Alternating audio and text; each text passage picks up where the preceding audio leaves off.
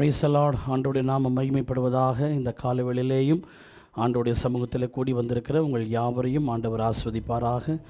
இந்த காலவேளையிலேயும் சோத்திருக்கிற கர்த்தருடைய சமூகத்திற்கு வந்திருக்கிற உங்கள் ஒவ்வொருவரையும் புதிய கிருபையினாலும் புதிய வெளிப்பாடுகளாலும் புதிய வார்த்தைகளாலும் புதிய இரக்கங்களாலும் புதிய நன்மைகளாலும் ஆண்டவர் உங்களை ஆஸ்வதிப்பாராக. இந்த நாள் உங்களுக்கு ஒரு சிறப்பான நாளாக, கர்த்தருக்குள் மகிழ்ச்சியாக இருக்கிற ஒரு நாளாக, உங்கள் தேவைகள் எல்லாம் சந்திக்கிற ஒரு நாளாக சோத்திருக்கிறோம்.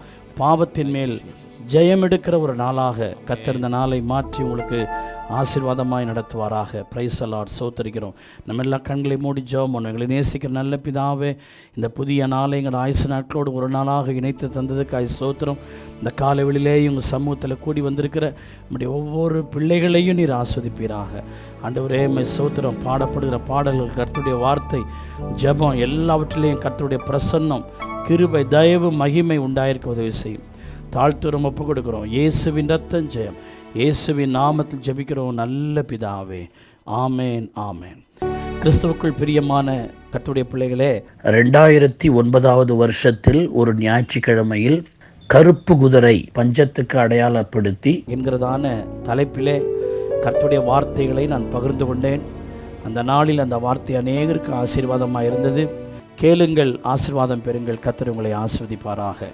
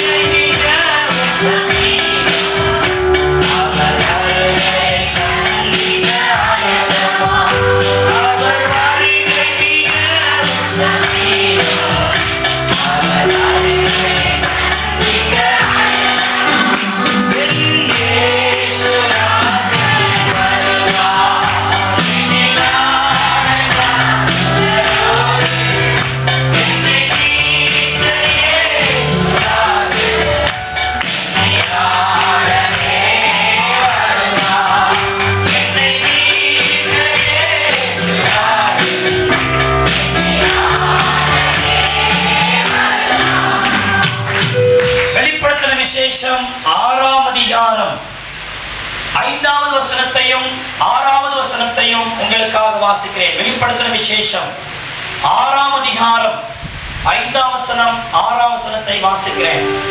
அவர் 3ஆம் முத்திரையை உடைத்த போது 3ஆம் ஜீவனானது நீ வந்து பார் என்று சொல்ல கேட்டேன். நான் பார்த்தபோது இதோ ஒரு கருப்பு குதிரை கண்டேன். அதன் மேல் ஏறி இருந்தவன் ஒரு தராசை தன் கையில் பிடித்திருந்தான். அப்பொழுது ஒரு பணத்திற்கு 1 படி கோதுமை என்றும் ஒரு பணத்திற்கு 3 படி வார்கோதுமை என்றும் எண்ணெயும் திராட்சரசத்தையும் சேதப்படுத்தாதே என்றும் 4 ஜீவன்கள் மத்தியில் உண்டான சத்தத்தை கேட்டேன்.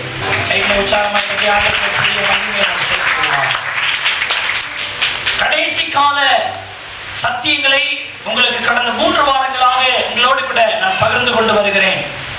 கடைசி நாட்களில் இந்த பூமியில் நடக்க போகிற சம்பவங்கள் என்ன, நாம் பார்த்து கொண்டிருக்கிற வானம், நாம் நின்று கொண்டிருக்கிற பூமியின் நிலை என்ன, இந்த உலகத்தின் நிலைமைகள் என்ன, அதை வாழுகிற நம்முடைய நிலைமை என்ன, இந்த நிலைமைகளுக்கு நாம் தப்ப என்ன செய்ய வேண்டும் என்கிற ரீதியிலே உங்களோடு கூட இனி வரப்போகிற சம்பவங்களை நான் உங்களோடு சொல்லி வருகிறேன். அருமையான தேவனுடைய பிள்ளைகளே, இந்த இயேசு கிறிஸ்துவை ஏற்றுக்கொண்டவருடைய வாழ்க்கை ஆசீர்வாதமாயிருக்கும். இந்த இயேசு கிறிஸ்துவை விசுவாசிக்கிறவர்கள் இனி வரப்போகிற அழிவுக்கு தப்புவார்கள். அருமையானவர்களே, இந்த இயேசு கிறிஸ்துவை ஏற்றுக்கொள்வதனால் உங்களுடைய கடன்கள் அடைக்கப்படுவது, உங்களுடைய வாழ்க்கையில் நல்ல காரியம் நடக்கிறது. இந்த இயேசு கிறிஸ்துவை ஏற்றுக்கொள்வதனால் உங்கள் குடும்பத்தில் இருக்கிற பிரச்சனைகள் மாறுவது மாத்திரமல்ல, இனி வரப்போகிறதான ஒரு பெரிய அழிவுக்கு இந்த இயேசுதான் நம்மை காப்பாற்ற முடியும் என்கிற என்ற சத்தியத்தை தேவ பிள்ளைகளாகி நீங்கள் உணர்ந்து கொள்ள வேண்டும் என்பதனாலே ஆவியானவர் உங்களோடு இந்த சத்தியத்தை சொல்லுகிறார். ஆகவே மெத்தனப்போக்கோடு கூட உங்களுடைய வாழ்க்கையை ஆவிக்குரிய வாழ்க்கையை செய்யாமல் ஏதோ ஞாயிற்றுக்கிழமையானால் சபைக்கு வரணும், ஞாயிற்றுக்கிழமையானால் பாட்டு பாடணும், ஞாயிற்றுக்கிழமையானால் பைபிளை எடுத்துட்டு வரணும், இது கடமை என்பதனாலே நீங்கள் ஞாயிற்றுக்கிழமை ஆலயத்துக்கு வந்துவிட்டு பிறகு மற்ற நாளெல்லாம் உலகத்தாரை போல அநேகர் காணப்படுகிறார்கள். கிறிஸ்தவ ஜீவியம் என்பது ஏதோ அன்றன்றைக்கு நடக்கிற பிரச்சனையை தீர்த்து வைப்பதற்காக மாத்திரம் கிறிஸ்தவ ஜீவியம் அல்ல. நீங்க இந்த கிறிஸ்தவ ஜீவியம் இனி வரப்போறதான ஒரு பெரிய அழிவுக்கு தப்ப வைக்கிற ஒரு பெரிய பெட்டகமாக இந்த கிறிஸ்தவ வாழ்க்கை இருக்கிறது என்பதை கர்த்தருடைய பிள்ளைகள் மறக்கக்கூடாது. அதனாலதான் இயேசுவை ஏற்றுக்கொள்ளுங்க, கண்டிப்பா அவரை ஏற்றுக்கொண்டு ஆலயத்துக்கு வாங்க, அப்பதான் ஆண்டவர் உங்க வாழ்க்கையில் நன்மை செய்வார்னு சொல்லி நம்ம ஏன் இறங்கி போய் சொல்றோம் அப்படின்னா நமக்கு தான் தெரியும் இனி வரப்போகிற காலங்கள் எப்படிப்பட்டதுன்னு தெரியும். அதனாலதான் பதப்போடு தேவ சத்தியத்தை சொல்லுகிறோம். அதனாலதான் பிறருக்காக நாம் அழுது ஜெபிக்கிறோம். ஏனென்றால் அழிவு எங்கே இருந்து வரப்போகிறது என்று நமக்கு தெரியும், அழிவுகள் எப்படி இருக்கும்னு நமக்கு தெரியும். அதனாலதான் நாம் ஓடி ஓடி நம்முடைய சுகநல பேரனை பாராமல் கூட ஓடி ஓடி சொல்லுகிறதற்கு அதுதான் காரணமாக இருக்கிறது. ஆகவே வந்திருக்கிற நீங்களும் உங்கள் ஆவிக்குரிய வாழ்க்கை மெத்தனப்போக்காய் செய்யாமல் இனி இந்த உலகத்தின் மேல் சம்பவிக்க போகிற காரியத்தின் பயங்கரம் எப்படி என்று நீங்கள் தெரிந்தால்தான் நீங்கள் பயத்தோடு ஆவிக்குரிய வாழ்க்கை செய்ய முடியும் என்பதனால் உங்களோடு சில காரியங்களை நான் பகிர்ந்து கொண்டு வருகிறேன். அந்த இயேசு கிறிஸ்து ரகசிய வருகையிலே வருவார். அப்பொழுது அவருடைய பிள்ளைகளை அவர் ரகசியமாய் அழைத்துக் கொண்டு போவார். அவர் ரகசியமாய் நம்முடைய பிள்ளைகளை அவர் அழைத்துக் கொண்டு போன பிறகு இந்த உலகத்திலே யார் யாரெல்லாம் கைவிடப்பட்டார்களோ அவர்களும் அவர்களுடைய இந்த உலகமும் இந்த பூமியும் பயங்கர அல்லல்படும் என்று வேதம் சொல்கிறது. இனி வரப்போகிற காலங்கள் மிகுந்த உபத்திரவ காலங்கள். அதனாலே நாம் அந்த உபத்திரவ காலங்களுக்கு தப்பிவிக்க வேண்டிய அவசியமாக இருக்கிறது. முதலாம் முத்திரை உடைந்த போது ஒரு வெள்ளை குதிரை புறப்பட்டது. அந்த வெள்ளை குதிரை வஞ்சிக்கிற ஆவிக்கு அடையாளமாக இருக்கிறது. இரண்டாவது முத்திரை உடைத்த போது அங்கே ஒரு சிவப்பு குதிரை புறப்பட்டது. அந்த சிவப்பு குதிரை யுத்தங்களையும் சண்டைகளையும் உண்டாக்குற ஆவியாக இருக்கிறது என்று நாம் பார்த்தோம். இப்போது மூன்றாவது ஒரு முத்திரை உடைக்கும் போது அங்கே ஒரு கருப்பு குதிரை அங்கே வருகிறதை நாம் அங்கே சொல்லப்பட்டிருக்கிறது. இந்த கருப்பு குதிரை எதை காட்டுகிறது? பஞ்சத்தை காட்டுகிறது. சோத்திரிக்கிறோம். இந்த கருப்பு குதிரை பஞ்சத்தை காண்பிக்கிறதா இருக்கிறது. வெள்ளை குதிரையிலே வந்தவன் வில்லை பிடித்திருந்தான், சிவப்பு குதிரையிலே வந்தவன் பட்டயத்தை பிடித்திருந்தான், கருப்பு குதிரையிலே வந்தவன் தராசை பிடித்திருந்தான் என்று அங்கே நாம் பார்க்கிறோம். அருமையான தேவனுடைய பிள்ளைகளே, இதுதான் உலகத்தில் நடைபெற போகிற சம்பவங்கள். முதலாவது வஞ்சிக்கிற ஆவிகள் கிரியை செய்யும். அது இயேசு கிறிஸ்துவின் வருகை முதல் அடையாளம். இரண்டாவது அடையாளம் ஆங்காங்கே யுத்தங்கள் காணப்படும். தேசத்துக்கு விரோதமாய் தேசம், ஜனத்துக்கு விரோதமாய் ஜனம், ஜாதிக்கு விரோதமாய் ஜாதி எழும்பும். இது அப்படி வருகையின் இரண்டாவது அடையாளமாய் இருக்கிறது. மூன்றாவது அடையாளம் மத்தேயு 24ஆம் அதிகாரம் 7ஆம் வசனத்திலே இந்த உம்முடைய வருகைக்கு உலகத்தின் முடிவிற்கும் அடையாளம் என்ன என்று கேட்டபோது ஆண்டவர் சொன்னார், எல்லா இடத்திலும் பஞ்சங்கள் உண்டாயிருக்கும் என்று ஆண்டவர் சொன்னார். அது மாத்திரமல்ல, மார்க் 13:8 பஞ்சங்களும் கலகங்களும் உண்டாகும் என்று சேர்த்து மார்க் எழுதியிருக்கிறதை பார்க்கிறோம். அருமையான தேவனுடைய பிள்ளைகளே, இனி வரப்போற நாட்கள் பஞ்சகாலமாக இருக்கிறது. ஒரு காலத்தெல்லாம் பூமியினுடைய நீர்மட்டம் உயர்ந்திருந்தது. ஆனால் இப்போது நீர்மட்டம் எல்லாம் குறைந்து இப்போது கடல் தண்ணீர் சோதனைகிற பொதுவாக அதுவும் பாண்டிச்சேரியை பொறுத்த மட்டிலும் அருமையான தேவனுடைய பிள்ளைகளே, தண்ணீரானது பூமிக்கு உள்ளே கடல் நீர் வந்து அரித்துக் கொண்டிருக்கிறது என்றும் ஒரு பெரிய அழிவு பாண்டிச்சேரிக்கு சீக்கிரத்திலே இருக்கிறது என்றும் ஏதோ கிறிஸ்தவர்கள் சொல்லுகிற விஷயம் அல்ல. பூகோள அமைப்பை தெரிந்தவர்கள் எல்லாம் பாண்டிச்சேரியை குறித்த ஒரு பெரிய எச்சரிப்போடு கூட இருக்கிறார்கள். அருமையான தேவனுடைய பிள்ளைகளே, 7 என்கிற அளவிலே ஒரு ரிக்டர் அளவிலே ஒரே ஒரு நிலநடுக்கம் இந்த பாண்டிச்சேரியினுடைய நிலப்பகுதியில இறங்குமானால் அருமையானே பாண்டிச்சேரி என்று ஒன்று இருந்தது என்று சொல்லக்கூடிய அளவிற்கு பாண்டிச்சேரியுடைய பூமியினுடைய அமைப்பு மிகவும் பலவீனப்பட்டிருக்கிறதாக சோதனைகிற பாண்டிச்சேரியை குறித்த விஷயங்கள் சொல்லப்படுகிறது. ஏனென்றால் நாம் பாண்டிச்சேரி மாநிலத்தில் இருக்கிறோம். ஆகவே அழிவுகளும் பஞ்சங்களும் மிக நெருக்கத்தில் இருக்கிறது என்பதை நாம் மறந்துவிடக் கூடாது. ஆகவே ஒரு பெரிய பஞ்சம் தேசத்தை நோக்கி புறப்பட்டு வந்து கொண்டிருக்கிறதை நீங்கள் மறந்துவிடக் கூடாது. ஆகவே தான் இந்த கருப்பு குதிரை பிடித்திருந்தவன் தராசை பிடித்திருந்தான் என்றும் ஒரு பணத்திற்கு ஒரு படி கோதுமை என்றும்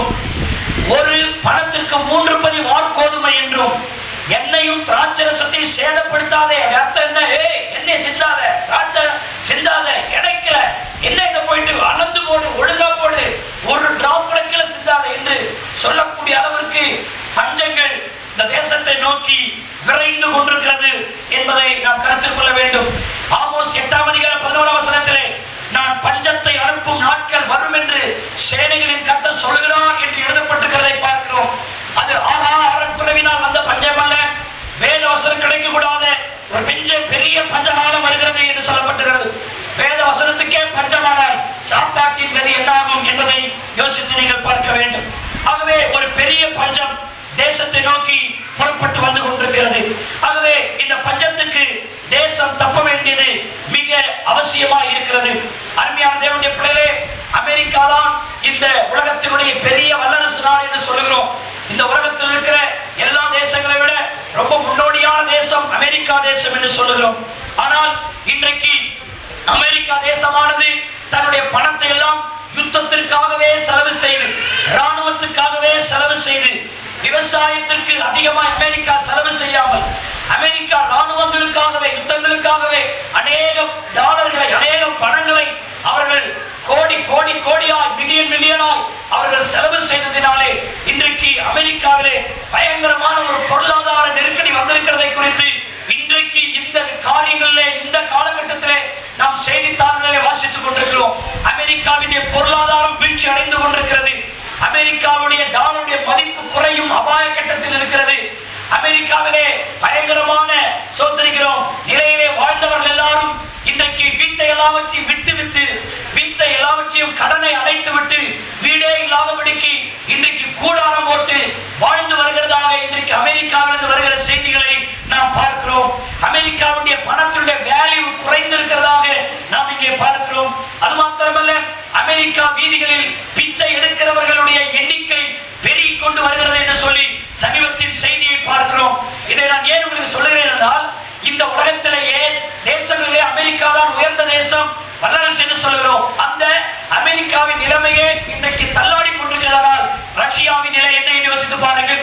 அமெரிக்காவின் நிலையே அப்படி இருக்குமானால் சீனாவின் நிலைமை என்ன என்று சொல்லி பாருங்கள். அமெரிக்காவின் நிலை அப்படியானால் ஆப்பிரிக்காவின் நிலை என்ன என்று சொல்லி பாருங்கள். அமெரிக்காவின் நிலை அப்படியானால் இந்திய தேசத்தின் நிலை என்ன என்பதை நீங்கள் தான் ஆராய்ந்து பார்க்க வேண்டியது மிக அவசியமாக இருக்கிறது. இன்னும் சொல்ல போனால் இந்தியா எதில் வளர்கிறதோ இல்லையோ ஜனத்தொகையில் அதிகமாய் வளர்ந்து கொண்டு வருகிறதுனாலே பயங்கரமான ஒரு பஞ்சம் அருமையான தேவனுடைய பிள்ளைகளே தேசத்தின் மேல் விரைந்து கொண்டிருக்கிறது என்பதை நீங்கள் கருத்திலே கொள்ள வேண்டும். இந்த வார்த்தை கேட்டுக் கொண்டிருக்கிற அருமையான தேவனுடைய பிள்ளைகளே, காலம் இனி செல்லாது. இனி சோதரிக்கிறோம், செய்வோம், அந்த காரியங்களை செய்வோம், இந்த காரியங்களை செய்வோம் என்று சொல்லி நாம் செய்து கொண்டிருப்பதற்கு இது காலம் அல்ல. பயங்கரமான ஒரு பஞ்சங்களை நாம் பார்க்கிறோம். நாம் ஒரு 20 வருஷம் 30 வருஷத்திற்கு விற்ற ஒரு விலைவாசியை இன்றைக்கு நாம் பார்க்க முடியாது. அருமையான தேவனுடைய பிள்ளைகளே, அதற்கு முன்பதாக இருந்ததான ஒரு பொருளுடைய காரியங்கள் இப்போது நமக்கு கிடைக்கிறதா என்று யோசித்து பார்க்கும் போது அது இல்லை என்கிற ஒரு விஷயம் தான் இன்றைக்கு வருகிறது. அருமையான கர்த்தருடைய பிள்ளைகளே, ஒரு பரிசுத்தவான் இப்படி சொன்னார், சீக்கிரத்திலே அமெரிக்கா பட்டினியினாலே அநேக பிணங்கள் விழும் என்று ஒரு பிரசித்தி பெற்ற ஒரு தீர்க்கதரிசி அமெரிக்காவை குறித்து ஒரு தீர்க்க தரிசனம் சொல்லி இருக்கிறார்.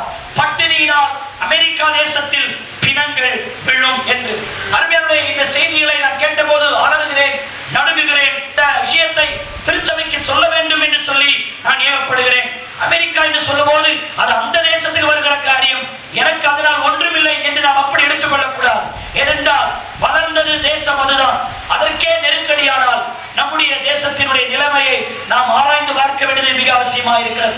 ஆகவே இன்னைக்கு தேசத்தினுடைய அந்த நிலைமை அநேகர் தெரியாம அநேக சொத்தரிக்கிறோம், போவது வருவதும் ஜெபம்னா ஒழுங்கா ஜெபிக்கிறதில்ல, ஊழியம் செய்யணும் ஒழுங்கா ஊழியம் செய்யறதில்ல, பரிசுத்தமா வாழணும்னா பரிசுத்தமா வாழ்றது கிடையாது. தேவனுடைய காரியங்களை முனைப்பா செயல்படுங்க அப்படின்னா முனைப்பா செயல்படுறது இல்லை. ஏதோ சொத்தரிக்கிறோம் பளபளப்பான காட்சிகளை கண்டு காரியங்களை கண்டு இன்றைக்கு விரைந்து ஓடுகிற ஆட்களைத்தான் நாம் அங்கும் இங்கு பார்த்து கொண்டு வருகிறோம். அருமையான தேவனுடைய பிள்ளைகளே, இயேசு ராஜாவுடைய வருகை மிக சமீபமாயிற்று. அவர் இதோடு வாசல் படியில் வந்து நான் கதவை தட்டுகிறேன் என்று சொல்லுகிற காலத்திலே நாம் வாழ்ந்து கொண்டிருக்கிறோம். ஆகவே இனி காலம் செல்லாது, இயேசு பிறகு வருவார், பிறகு பார்த்துக் கொள்ளலாம் என்று சொல்லுகிற ஒரு காலம் அல்ல. எங்கு பார்த்தாலும் இன்றைக்கு பஞ்சத்தினுடைய காரியங்களை நாம் வேதத்திலே பார்க்க முடியும். அருமையான தேவனுடைய பிள்ளைகளே, இன்றைக்கு 1 கிலோ அரிசி 1 ரூபாய்க்கு என்று சொல்லப்படுகிற தேர்தல் அறிக்கையெல்லாம் இன்றைக்கு நாம் கேட்டிருக்கிறோம்.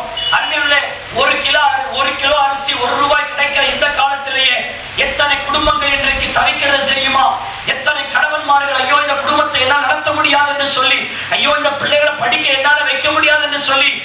குடும்பத்தை விட்டு ஓடின எத்தனை கணவன்மாரை நான் உங்களுக்கு காண்பித்துக் கொடுக்கட்டுமா?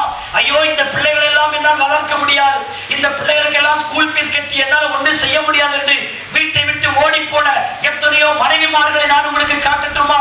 ஐயோ, இந்த காரியங்களை இந்த உலகத்தில் எங்களால் வாழவே முடியல, பணம் இல்லை, எங்கு பார்த்தாலும் என்னை சுத்தி கடமாத்தான் இருக்கு, எங்கு பார்த்தாலும் எதை கேட்டாலும் எனக்கு எதுவுமே சாயல, இந்த உலகத்துல எப்படி நிக்கிறதுனே தெரியல என்று சொல்லி இன்றைக்கு பிள்ளையை கூட பெற்றுக் கொள்வதற்கு கூட இன்றைக்கு மனிதன் பயப்படக்கூடிய அளவிற்கு ஒரு பிள்ளையே போதும், இதையே வளர்த்து ஆளாக்கினா போதும், என்ன செய்யறது என்று சொல்லி மனிதன் இன்றைக்கு பயப்படக்கூடிய அளவிற்கு ஒரு பெரிய பஞ்சம் இல்லை என்று யாரும் ஒத்துக்கொள்ள முடியாது. அருமையாக நான் சொல்லுகிறேன், 1 கிலோ அரிசி 1 ரூபாய்க்கு கிடைக்கிற இந்த காலத்திலேயே குடும்பம் நடத்துவதற்கு பெரிய அவதி இருக்குமானால் இனி வரப்போகிற பஞ்ச நாட்களில் நாம் எப்படி தப்பி பிழைப்போம்? அருமையான தேவனுடைய பிள்ளைகளே, ஆகவே இதையெல்லாம் யோசித்து பார்த்து நம்முடைய ஆவிக்குரிய வாழ்க்கையை மிகவும் ஜாக்கிரதையோடு செயல்பட வேண்டிய ஒரு காலமாக இருக்கிறது. அருமையான 2 ராஜாக்கள் 6ஆம் அதிகாரம் 25ஆம் வசனத்தில் வாசிக்கிற போது சமாரியா பட்டணத்தை சொத்தரிக்கிற சீரியர்கள் வந்து முற்றுகையிட்டார்கள் என்று சொல்லப்பட்டிருக்கிறது. அந்த முற்றுகையிட்டதினாலே சமாரியாவிலே கொடிய பஞ்சம் உண்டாயிற்று என்று சொல்லி நாம் வேதத்திலே பார்க்கிறோம். சமாரியாவிலே ஒரு பெரிய கொடிய பஞ்சம் உண்டாயிற்று. ஏன் பஞ்சம் உண்டாயிற்று? அங்கே சீரியர்கள் முற்றுகையிட்டார்கள் என்று சொல்லி பார்க்கிறோம். அது முற்றுகையினாலே பொருளாதாரம் முடக்கப்படுகிறது, முற்றுகையினாலே பஞ்சங்கள் உண்டாகிறது.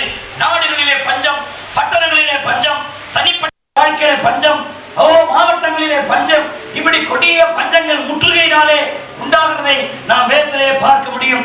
அருமையானவர்களே, இன்னைக்கு பிசாசானவன் அநேக குடும்பத்தை முற்றுகையிட்டதினாலே பஞ்சங்கள் சோதரிக்கிறோம். அங்கே அநேக சாபங்கள் சோதரிக்கிற வீட்டை முற்றுகையிட்டுக் கொண்டிருப்பதனாலே பஞ்சங்கள், அநேக பாவங்கள் அநேகரை முற்றுகையிட்டுக் கொண்டிருக்கிறதுனாலே அநேக பஞ்சங்களை நாம் பார்க்க முடியும்.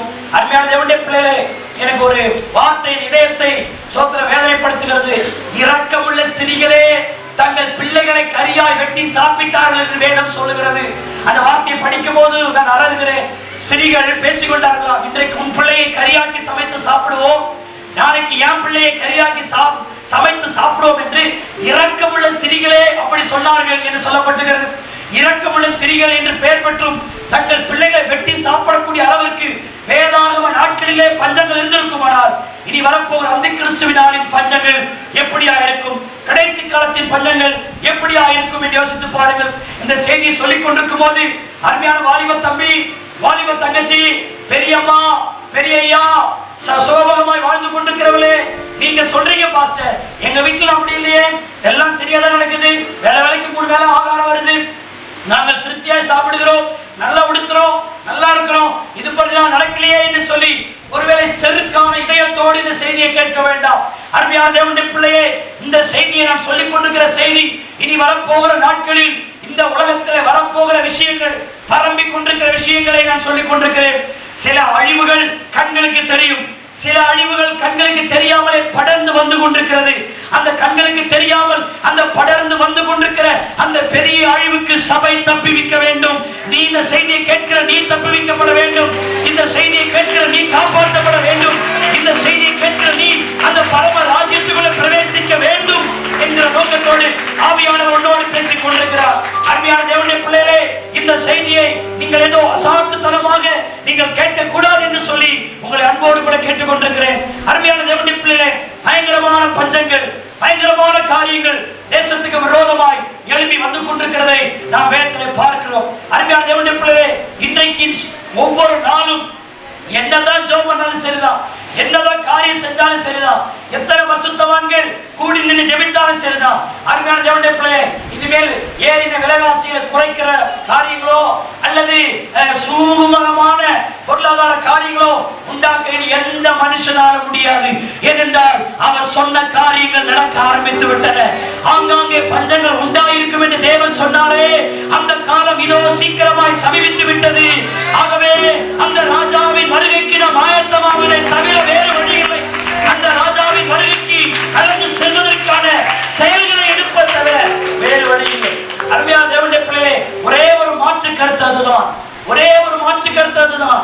இந்த பிரச்சனைகளுக்கு தப்பு ஒரே ஒரு காரியம், அவர் உண்டாக்கி இருக்கிற பேழைக்குள்ளே நாம் கடந்து செல்ல வேண்டும், ரட்சிக்கப்பட வேண்டும், அபிஷேகம் பெற வேண்டும். காலங்களை சொல்லி நாட்களை சொல்லி நாம் ஏதோ குழப்பிக் கொண்டிருக்க முடியாது.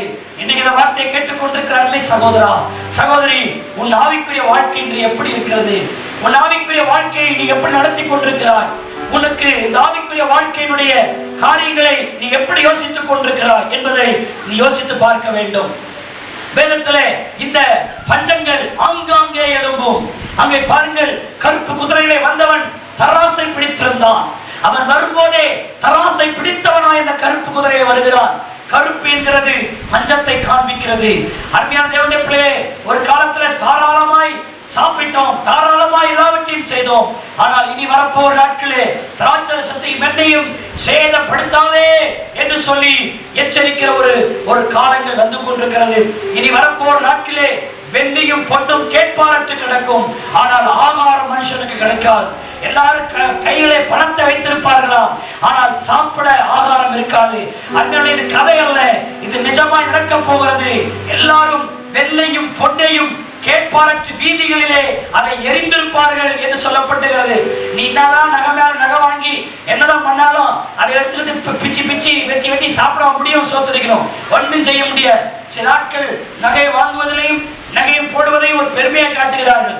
அதை வைத்து உன் வயிற்று நிரப்ப முடியாது, அது உன்னுடைய பசியை போக்க முடியாது. அருமையான தேவனுடைய பிள்ளையே, இனி வரப்போற நாட்களில் பணம் பெருகும், ஆனால் ஆகாரம் குறையும். இதுதான் இனி வரப்போற நாட்களில் நடக்கிற காரியம். ஒரு ரூமை திறந்து கோடி கோடியா பணத்தை உள்ள வச்சுட்டு உள்ள பணத்து மேலே படுத்து சந்தோஷமா இல்லைன்னு சொன்னா அவன் செத்த பணமா தான் வெளியே வருவான். பணம் ஒரு மனிதனை எதையும் செய்ய முடியாது. ஆனால் அருமையான தேவனுடைய பிள்ளைகளே, இன்றைக்கு ஒரு நல்ல செய்தியை சொல்லுகிறேன் உங்களுக்கு இந்த நடுவிலே. ஆனால் வேதம் சொல்லுகிறது, சிங்கக்குட்டிகள் தாழ்ச்சி அடைந்து பட்டினியா இருக்கும், கர்த்தரை தேடுகிறவர்களுக்கு ஒரு நன்மையும் குறைவுபடாது. விசுவாசிக்கிறவர்கள் கைகளை தட்டி கர்த்தரை சொல்லுகிறோம். ஹல்லேலூயா, ஹல்லேலூயா, ஹல்லேலூயா. ஆகவே அருமையான தேவனுடைய பிள்ளைகளே, உலகம் இப்படிப்பட்ட சூழ்நிலை சந்திக்கும், ஆனால் கர்த்தரை தேடுகிற ஜனத்தை குறித்து வேதம் சொல்லுகிறது. கர்த்தரை ஆராதிக்கிற ஜனத்தை குறித்து வேதம் சொல்லுகிறது. கர்த்தரை தன் தெய்வமாய் எடுத்துக்கொண்ட ஜனத்தை கர்த்தர் அவர்கள் நடுவில் விசேஷப்படுத்துவார், அவர்கள் நடுவில் விசேஷமாக காண்பிப்பார். ஹல்லேலூயா. சிங்கக்குட்டிகள்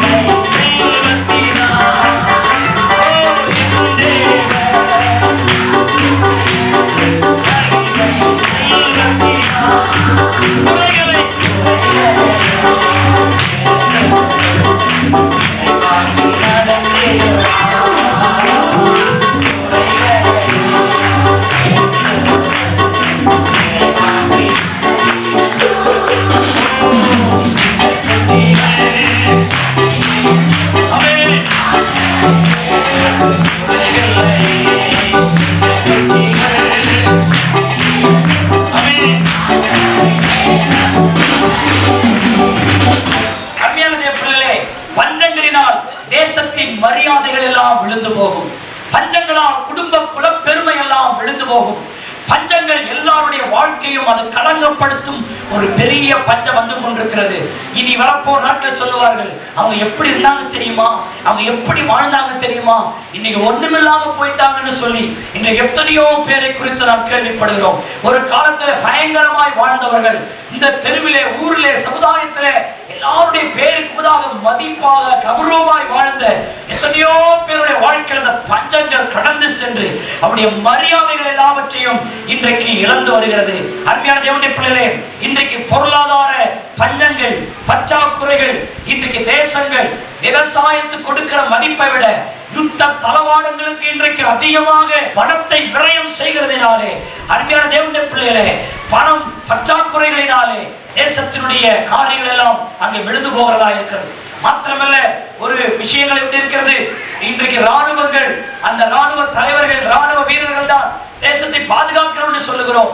ஆனால் அந்த ராணுவ அந்த தளவாடங்களிலே ராணுவ வீரர்களுக்கு பஞ்சங்கள் உண்டாகிறதுனாலே, அவர்கள் சாப்பிடாததினாலே அந்த வீரருடைய பலன் குறைந்து அதன் பாதிப்பு தேசத்தின் முழுவதுமாக அது பரவும். அருமையான கர்த்தருடைய பிள்ளைகளே, அதுபோலதான் அன்றைக்கு சோதரிக்கிறோம் 3 ராஜாக்கள் ஒன்று சேர்ந்து ஒரு ராஜாவோடு கூட யுத்தம் பண்ணும்படியாக அவர்கள் எலிசாவின் நாட்களே அந்த சம்பவத்தை நாம் பார்க்கிறோம். அப்போது அவர்கள் கடந்து வருகிற போது யுத்த வீரர்களுக்கும் அங்கே யுத்தத்திலே யுத்தம் பண்ண போற குதிரைகளுக்கும் தண்ணீர் கிடையாமல், ஆகாரம் கிடையாதபடிக்கு அவர்கள் ஏதோ வனாந்தரம் எங்கும் 3 நாள் எல்லாம் அலைந்து திரிந்து அந்த யுத்த வீரர்கள், ஐயோ ஆகாரம் இல்லை, தண்ணீர் இல்லை, நாம் இந்த யுத்தத்திலே தோல்வி அடைந்து விடுவோம் என்று சொல்லி அந்த பஞ்சம் அவர்களுக்கு யுத்தத்திற்கு தோல்வியை உண்டாக்கக்கூடிய அளவிற்கு அந்த பஞ்சம் வழிநடத்துகிறது. பஞ்சம் சாதாரணமானதல்ல, ஒரு மனிதனை தோல்வி அடைய செய்யும். பஞ்சம் சாதாரணமானதல்ல, எந்த மனுஷனை நிலைகுலைய செய்துவிடும். பஞ்சம் சாதாரணமானதல்ல, எந்த ஒரு நெஞ்சை நிமித்த வீரனையும் கூடி குறுக வைத்துவிடும்.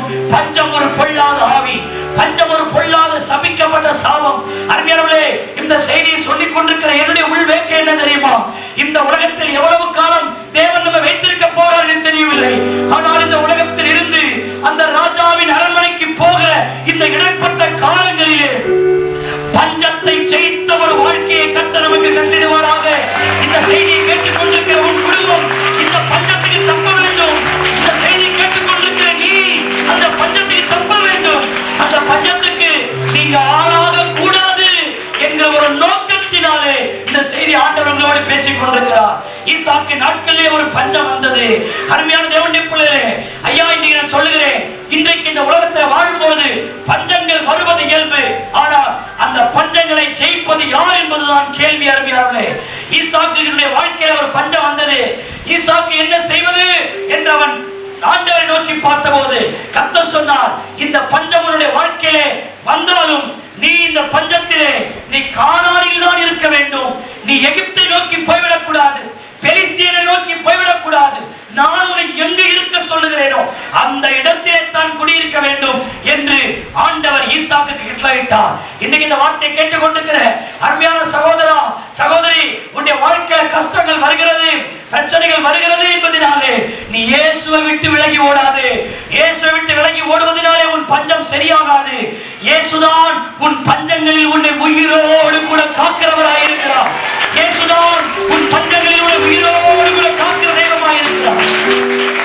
இதை நாம் சங்கீத புத்தகத்திலே வாசிக்க முடியும். பஞ்சங்களில் அவர் நம்மை உயிரோடு கூட காக்கவும், நாவுகளின் சண்டைகளுக்கு நம்மை விலக்கி பாதுகாக்கவும் நம்முடைய தேவனாகிய கர்த்தர் நம்மோடு கூட இருக்கிறார். அல்லேலூயா, அல்லேலூயா.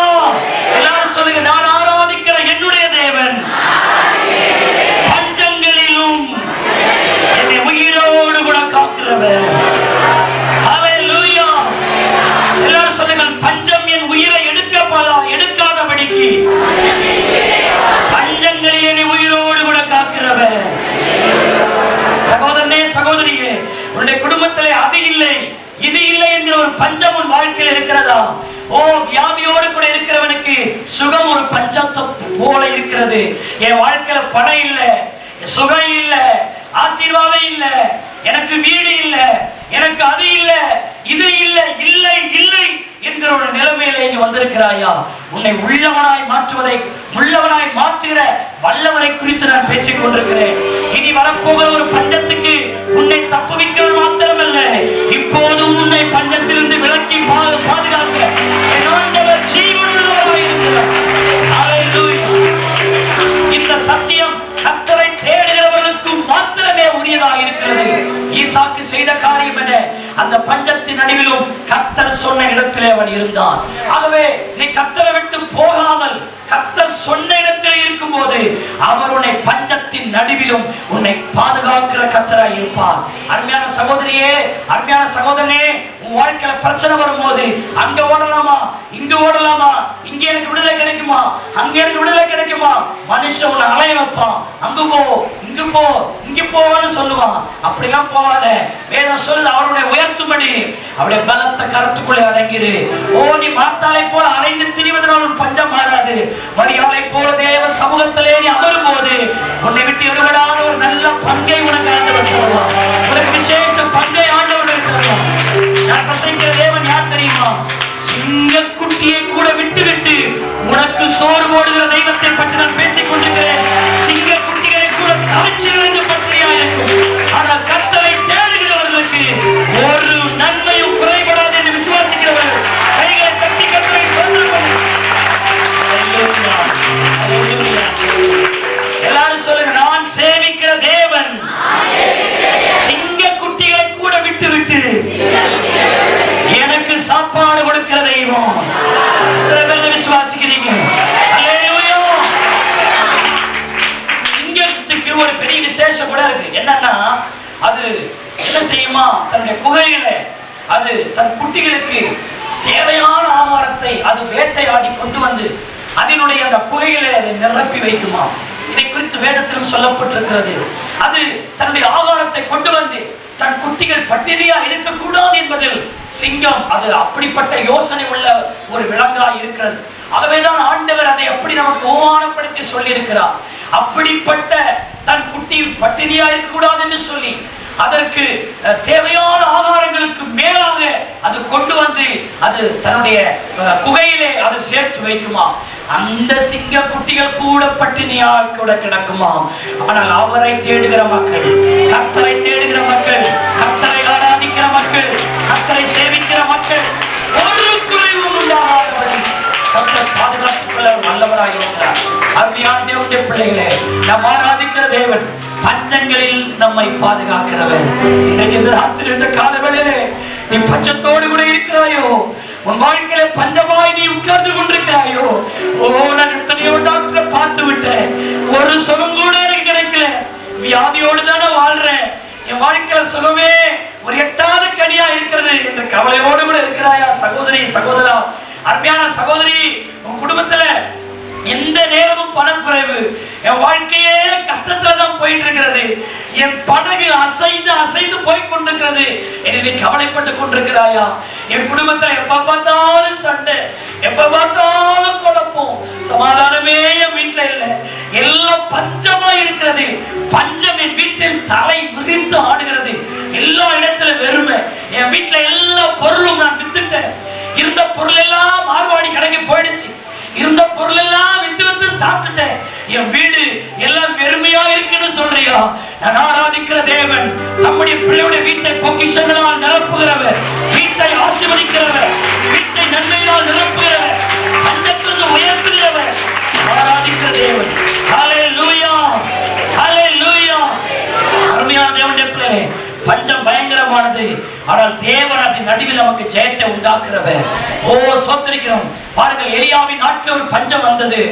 ஓ, ஒரு 3 வருஷமும் 6 மாதமும் பஞ்சம், 3 வருஷம் பஞ்சம், பூமியெல்லாம் வெடித்து காஞ்சி கிடக்குது, ஒண்ணுமே இல்லை, எல்லாம் மயானமா கிடக்குது. எலியாவை பார்த்து சொன்னார், எலியாவே, நான் சொல்லும் நாள் வரையும் அங்கே யோர்தானுக்கு நேரே இருக்கிற இடத்துல போய் நீ குடியிரு, நான் சொல்லும் நாள் வரை உன்னை மறைத்துக் கொள் என்று சொன்னார். ஏதோ ஊரே பஞ்சத்துல இருக்கு. அந்த சோதரிக்கிறோம் எலியா போய் ஒரு இடத்தை தன்னை மறைத்து கொண்டிருந்தார். வேதம் சொல்லுது, விடியற் காலத்துல இறைச்சி அப்பமும் வந்துச்சான், சாயங்காலத்துல இறைச்சி அப்பமும் வந்துச்சான்.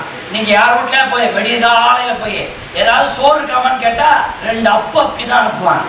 விடியற் காலத்துல யார் வீட்லயும் சோறு எல்லாம் ஆயத்தமா இருக்காரு. அதே போல சாயங்கால நேரத்துல போயிட்டு ஏதாவது இருக்கமான்னு கேட்டா அப்பயும் 2 கொட்டு தான் வந்து உழுமை ஒழிய சோறு வந்து கிடைக்காது. விடியற் கால நேரம், சாயங்கால நேரம் எதுவுமே நம்ம ப்ரிப்பேர் பண்ணிட்டு இல்லாத ஒரு நேரம் அந்த நேரம். ஆனா தம்முடைய பிள்ளைகளை போஷிக்கிறதுக்கு எப்பவே போஷிச்சாரா, கால சாப்பாட்டை வெடிய காலத்துல கொடுத்துட்டாரு, இரவு சாப்பாட்டை சாயங்காலத்திலே கொடுத்துட்டாரு. பஞ்சத்திலையும் முன்கூட்டியே எலியாவை போஷிக்கிறார். அல்லேலூயா, அல்லேலூயா.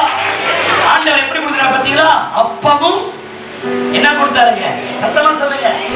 அப்பமும் இறைச்சியும் ஆண்டவர் கொடுக்கிறார். சிலவங்க சப்பாத்தியை போட்டுட்டு ரசத்தை ஊத்துவாங்க, நல்லா இருக்குமா? சிலவங்க சப்பாத்தியை போட்டுட்டு கறின்ற பேர்ல இனி தேடியும் காணாதிருப்பா என்பது போல போய் கரண்டில போட்டு அதை சிந்தினாலும் ஒரு பீஸ் கிடைக்காது. நம்ம வாழ்க்கையில் ஒரு பெரிய அதான் சொல்லுவாங்க, ஐயோ போட்டதெல்லாம் கரண்டி, அது உப்பு தானே அது, அப்படி சொல்லுவாங்க. நாமளும் அதை நம்பிக்கிட்டு சில இடத்தெல்லாம் சொல்லுவாங்க, ஐயோ நிறைய தான் வாங்கிட்டு வந்தேன், எவ்வளோதான் 1/4 கிலோ கரைஞ்சு போச்சு எல்லாம். அப்படி 1/4 கிலோக்கு இங்கே இருக்கும். சில ஆட்கள் ரொம்ப தியானமாக செய்வாங்க, கறியை கொஞ்சம் போட்டு உருளைக்கிழங்கு 2 கிலோ போட்டுருவாங்க. சொல்றேன் 1/4 கிலோ அது 2 கிலோ உருளைக்கிழங்கு போட்டு கிண்டனா அது உருளைக்கிழங்காக தான் வரும். கேட்டால் தவறுதலாக வந்துச்சுன்னு சொல்லுவாங்க. சோத்தரிக்கிறோம், ஆழத்தை தள்ளி கொண்டு போய் வலையை போடுங்கள் என்பது போல கரண்டியை எவ்வளோ ஆழமாய் போட்டாலும் உருளைக்கிழங்காக தான் வருது வழிய, கறி அங்கே வர. ஒரு சில ஆட்கள் கேட்பேன், இன்னைக்கு என்ன சாப்பாடு? இன்னைக்கு நாங்கள் எங்கள் வீட்டில் மட்டன் நாங்கள் செஞ்சோம். அப்படியா, எவ்வளோ? 1/4 கிலோ. எப்படி யோசிச்சு பாருங்க, எத்தனை பிள்ளைங்க? 5 பேர். எப்படி சாப்பிட்றது? சோத்தரிக்கிறோம். வாசனை தான். இன்றைக்கு மனுஷன் உனக்கு கொடுத்தா அப்படிதான் வாங்கி கொடுப்பான். உங்க வீட்டுக்கார எவ்வளவு கறி வாங்கி கொடுத்த? 1/2 கிலோ 1/4 கிலோ. ஒரு மனுஷன் அப்படித்தான் உன்னை போஷிக்க முடியும். ஆனா என் தேவன் சம்பூர்ணமாக உன்னை போஷிக்கிறவர். பஞ்சத்தின் நடுவில் உன்னை திருப்தியாய் போஷிக்கிறவர். பஞ்சத்தின் நடுவிலும் திருப்தியாய் போஷிக்கிறது. வராந்தரத்துல நம்முடைய ஜனங்களுக்கு எப்படி கொடுத்தாரா? அது மூக்கால் வரும் வரை காடைகளால் நிரப்பினார். சோத்திரம். மூக்கால எப்படி வந்ததுன்னு கேட்காதீங்க. இங்க சாப்பிட்டது அந்த அளவுக்கு ஏறி போச்சு. சோத்திரி அந்த அளவுக்கு இப்படி ஏறி நெஞ்சு வழியா வந்து எது வழியா போவதுதான். அந்த அளவுக்கு 1 மாதம் ஃபுல்லா காடையே கொடுத்து நிரப்பினாலும் பாருங்க. சோத்தரிக்கிறோம். அருமையான தேவனுடைய பிள்ளைகளே, நம்முடைய தேவன் வனாந்தரங்களில் நம்மை போஷிக்கிறவர். வனாந்தரத்தில் வழியையும் அவாந்தர வழியில் ஆறுகளை உண்டாக்குற தேவன் தேவனாக இருக்கிறார். அருமையானவர்களே, இன்னும் ஒரே ஒரு காரியத்தை சொல்லி நான் முடிக்கிறேன். ஒரு சாரிபாத் விதவை இருந்தா, பஞ்சத்தின் நடுவுல அவ என்ன செஞ்சுக்கிட்டு இருந்தாலாம்? 2 விரவு பொறிக்கிட்டு இருந்தாலாம்.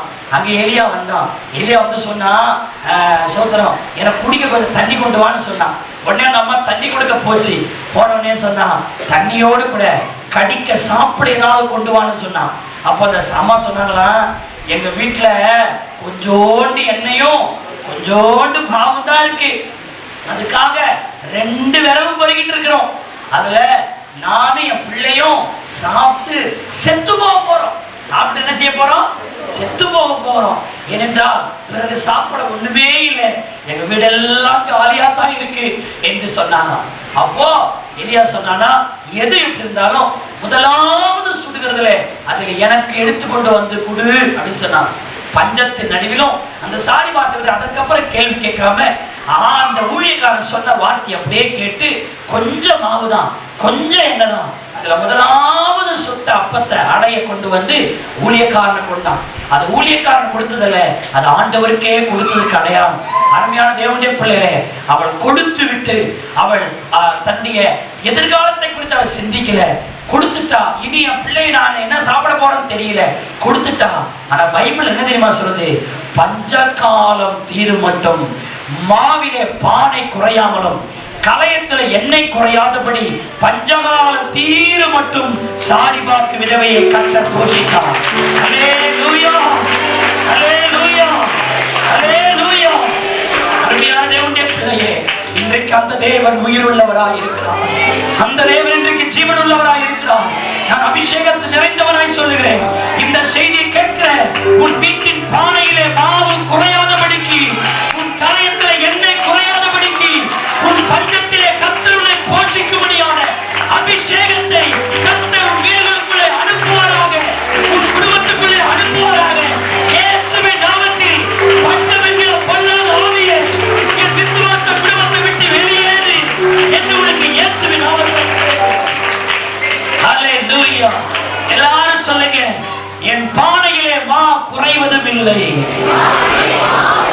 கலயத்தில் எண்ணெய் குறைவதும் இல்லை. பஞ்சத்தில் என்னை காக்கும்படி என் தேவன் உயிரோடு கூட இருக்கிறார். எனக்காக யாவையும் செய்கிறவர் என்னோடு கூட இருக்கிறார். இந்த தேவன் என்னுடைய தேவன். மரண பரியந்தமும் என்னை நடத்துவார், மரண பரியந்தமும் என்னை நடத்துவார்.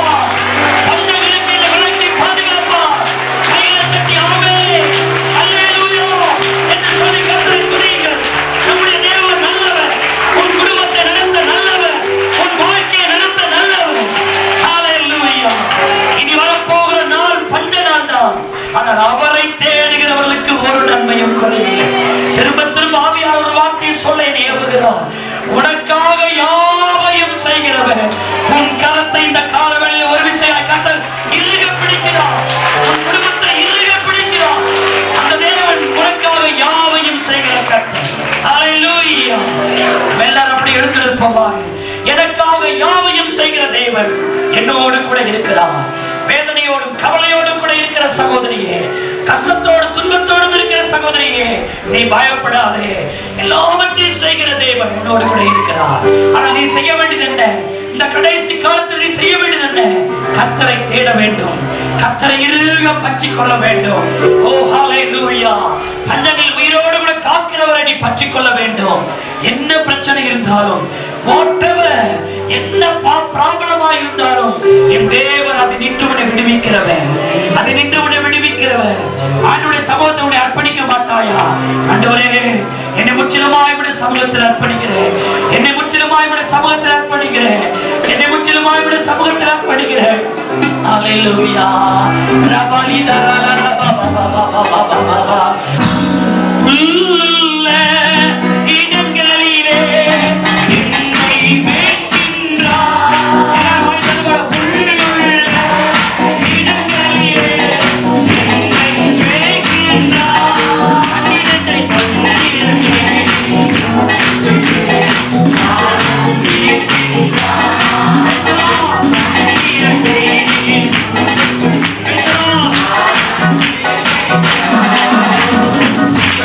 Yeah.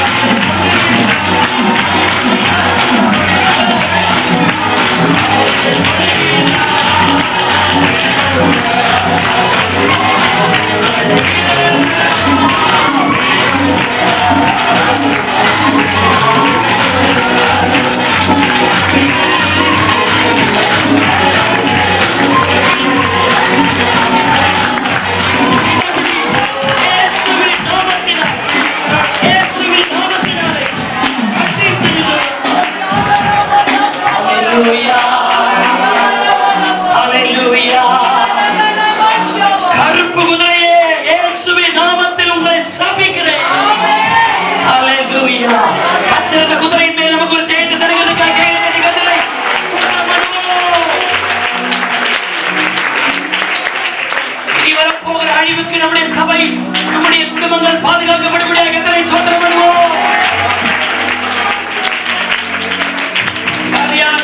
எனக்கு பணம் இல்ல, எனக்கு சுகம் இல்ல, எனக்கு சமாதானம் இல்ல, எனக்கு சந்தோஷம் இல்ல, எனக்கு சந்தோஷமே இல்ல, மகிழ்ச்சியே இல்ல, என் வாழ்க்கையில பணமே இல்ல சொல்லி எது இல்லை இல்லை என்ற பஞ்சங்கள் இருக்கிறதோ இயேசு கிறிஸ்துவின் நாமத்தினால் சபையாராய் மறுமலப்பட்டு தேவனே அப்படிப்பட்ட பஞ்சங்கள் ஒரு விசுவாசிப்பின் இல்லாதபடி கர்த்தர் வீட்டை நன்மையினால் நிரப்ப, ஆசீர்வாதத்தினால் நிரப்ப கர்த்தர் உதவி செய்யும்படி எல்லாரும் வாய் திறந்து கைகளை தட்டுகிறார்களே.